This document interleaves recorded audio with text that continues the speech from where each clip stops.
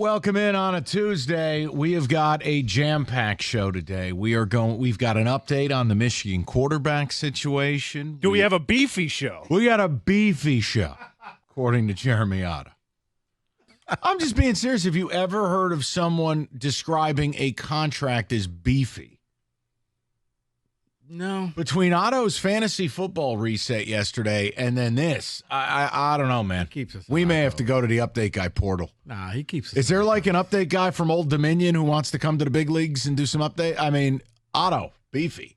What? Otto's good. Beefy. Otto, you're fine. Beefy. That's something. Like chunky soup. We are also going to have a good time at 4 o'clock because there's no city in America who cares about backup quarterbacks more. Oh, good. We got something for you. We're going to show you just how ridiculous this is. But what we should start with, Rico Beard, in an upcoming episode of the 5-Star Zone, you had on Tony Garcia, Free Press, and an update on the Michigan quarterback competition. And I think it's interesting. You know, yesterday there was a one-liner somewhere in here about who wins more games, Penn State or Michigan. And we all said probably Penn State. They're probably just a tick better than Michigan this year, and they don't play each other. Right. Usually it's an auto loss for James Franklin. People got all upset. Oh, how can you say feelings. that? You know, in their feelings hard. All right. So it seems fitting today. You have an update on the quarterback competition. Yeah. And here are your two. Oh, no. Five. Because it got narrowed down from 5. And he was like, no, it's really 3. And of the 3, it's really just 2. Your quarterbacks for this season will either be Alex Orji, who is just basically a read, one read run option type of quarterback, or Davis Warren. Who?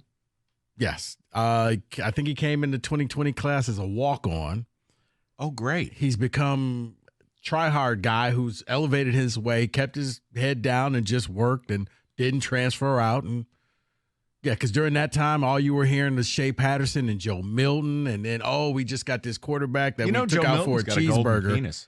And he could throw the ball 70 yards. Just ask Wolverine writers. Well, they all still swear he's a blend of Brady, Bledsoe, Mahomes, and Josh Allen. And with a touch of Cam Newton style. I remember people saying, back a couple of years, I'd take him right now as the first overall pick. So he could throw the ball 70 yards from his knees. I'm like, that means he's down. So Davis Warren, Davis walk-on, Warren, yeah, and Alex Orji, who potentially can't throw a forward pass. So here's the question. Jack Tuttle is the in case of emergency break glass because he's been there, and he's 30. 7 years. Yeah. He's 30 years old. So David is now disheveled. No, don't be. I want to ask a simple question. And it's just like off of yesterday where a number of the ticket texters were in their feelings. What is your reaction to this being your 2 quarterbacks? Are you more confident you're going over 8.5 or less?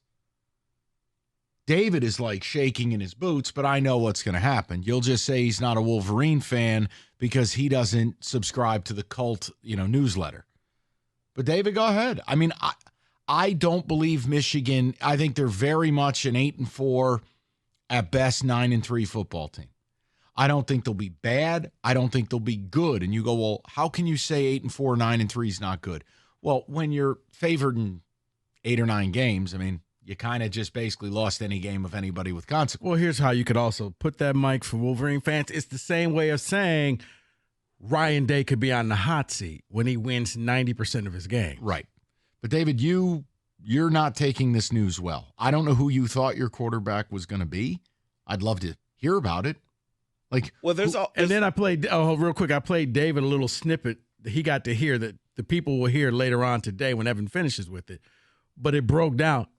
If Orji is your quarterback, then, a lot of read option, maybe look at the one receiver and just take off and run type of thing.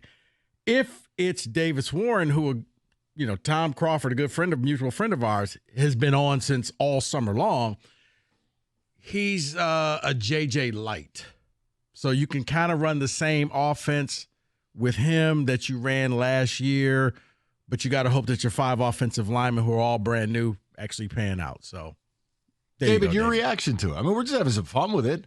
Yeah, my reaction to it is exactly what I told my barber on Friday.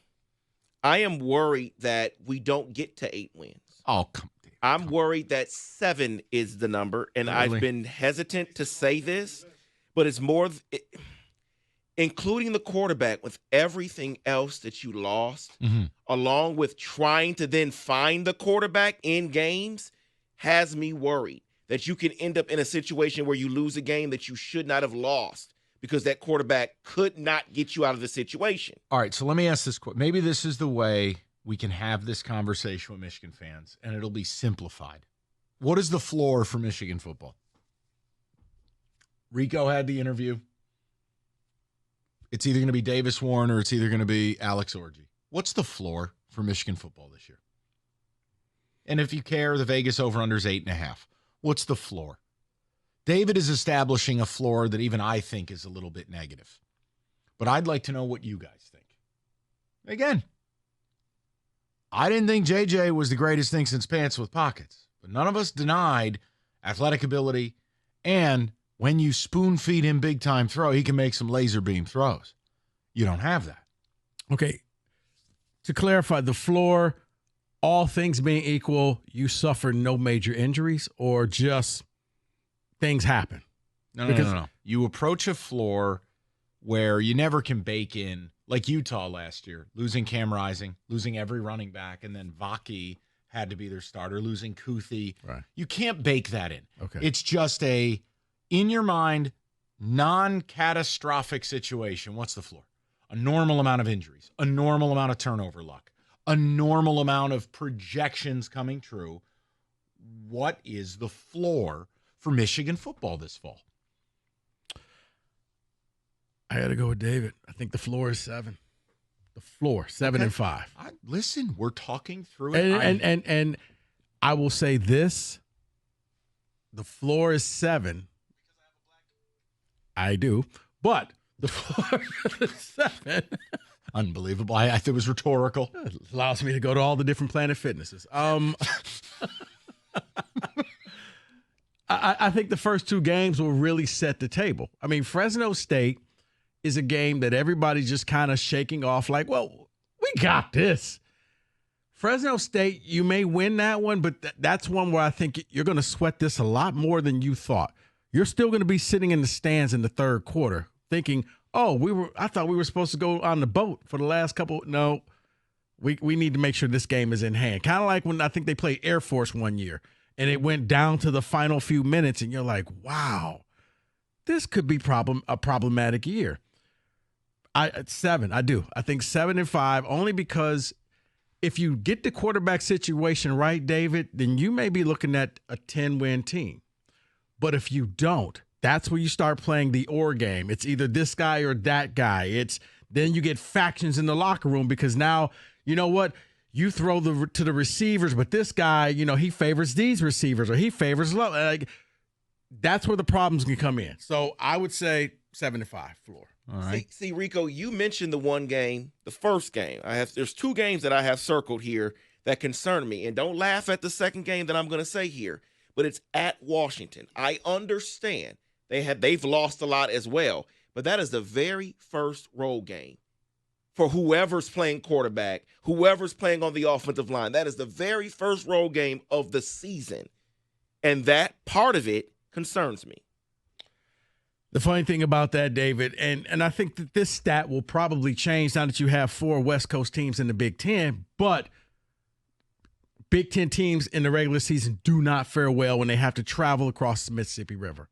That's just factual. That's not me being a hater. That's pretty much every school when they go out to play in California in the regular season, or they go to Oregon, or they go to Washington, or they go to Arizona. If Washington were any good, I would go with these. But fellas, they're juiced to the under 6.5. I mean, they're going to struggle to make a bowl game. That's a bad football team. But all right, look, what is the floor? Rico's episode of the 5-Star Zone will come out later today. Full deep dive into Michigan football. Tony Garcia, the Freep, and one of the things he said is, here's the 2 guys that are really in competition to be starter: Alex Orji or Davis Warren. All right, that's your quarterback.